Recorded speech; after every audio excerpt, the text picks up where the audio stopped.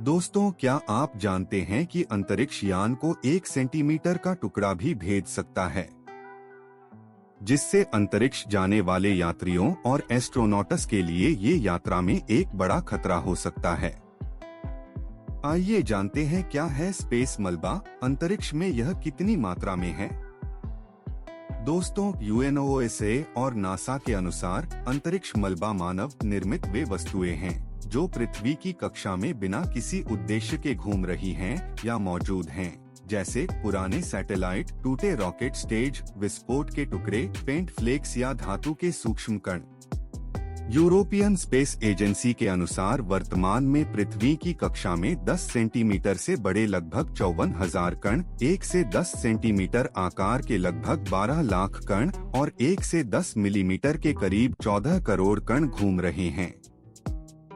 इनका औसत वेग 7 से 8 किलोमीटर प्रति सेकंड है, यानी 1 सेंटीमीटर का टुकड़ा भी चलते विमान को भेदने जितनी ऊर्जा रखता है। आपको पता है दुनिया में कौन सी एजेंसियां इस स्पेस मलबे को ट्रैक करती हैं? हम आपको बताते हैं। दोस्तों, मलबे की निगरानी के लिए दुनिया में सबसे बड़ा network US space surveillance network Spacecom है, जो करीब 40,000 ऑब्जेक्ट्स को निरंतर ट्रैक करता है।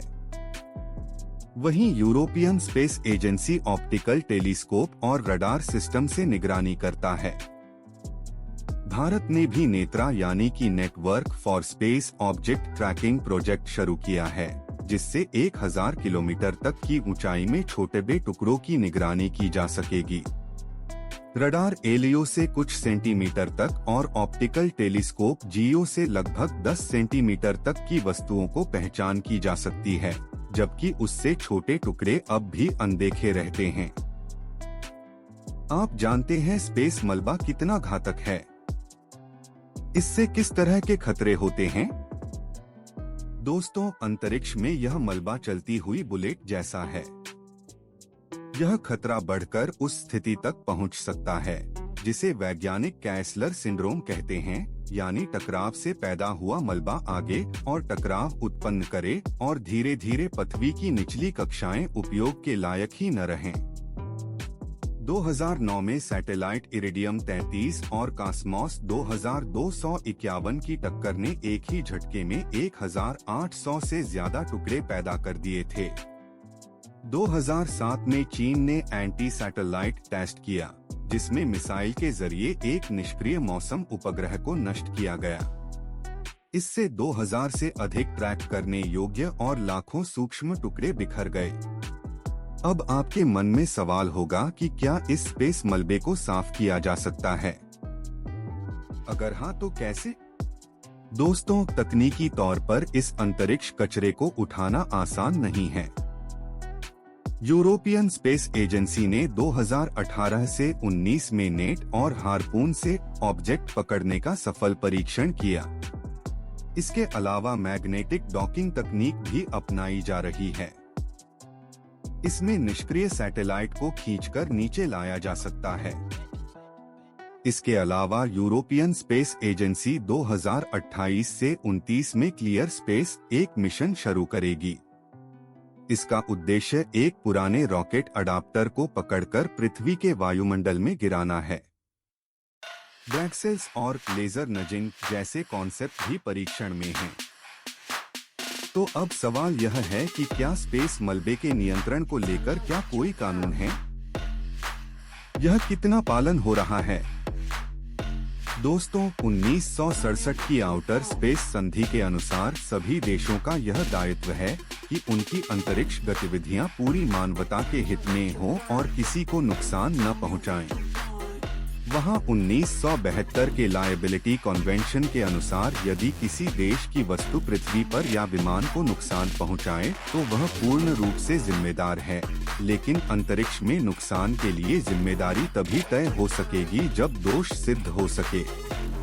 इनमें व्यावहारिक कठिनाई यह है कि सूक्ष्म टुकड़े का स्रोत पहचानना लगभग असंभव होता है, इसलिए अब तक किसी बड़े अंतर्राष्ट्रीय दावे का सफल निपटारा नहीं हुआ है।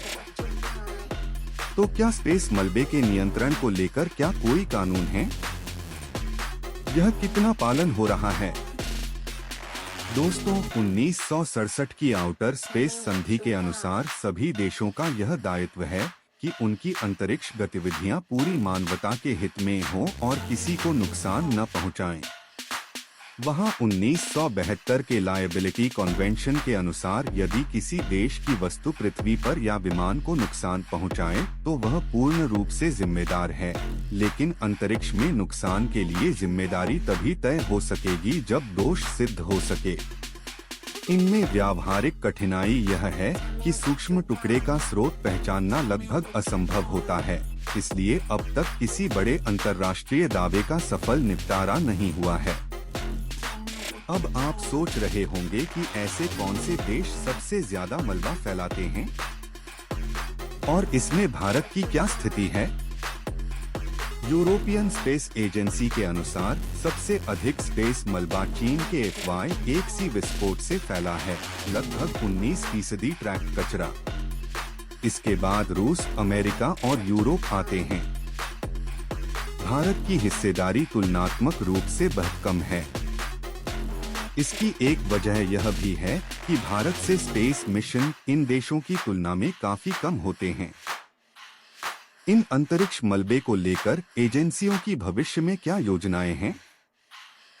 आपकी जानकारी के लिए बता दें कि यूरोपीय अंतरिक्ष एजेंसी ने 2023 में जीरो डेब्रीज चार्टर 2023 शुरू किया है। इसका लक्ष्य है कि 2030 के बाद कोई भी यूरोपीय मिशन नया मलबा न छोड़े। वहीं वर्ल्ड इकोनॉमिक फोरम ने स्पेस सस्टेनेबिलिटी रेटिंग यानी SSR विकसित की है, जो सैटेलाइट ऑपरेटरों के जिम्मेदार व्यवहार को स्कोर देती है। साथ ही निजी कंपनियां जैसे एस्ट्रोस्केल, क्लियर स्पेस और ऑर्बिट फैब भविष्य में ऑन ऑर्बिट सर्विसिंग व ईंधन रिफ्यूलिंग के जरिए उपग्रहों की आय बढ़ाने की दिशा में काम कर रहे हैं, ताकि नया कचरा बनने की दर घटाई जा सके। तो दोस्तों, देखा आपने कैसे अंतरिक्ष में भी मनुष्य द्वारा कचरा फैलाया जा रहा है, जो कि अब उनके लिए ही खतरनाक साबित हो सकता है। तो दोस्तों, ये था आज का ज्ञान। और ऐसी जानकारी और ज्ञान के लिए सब्सक्राइब कीजिए हमारे चैनल को।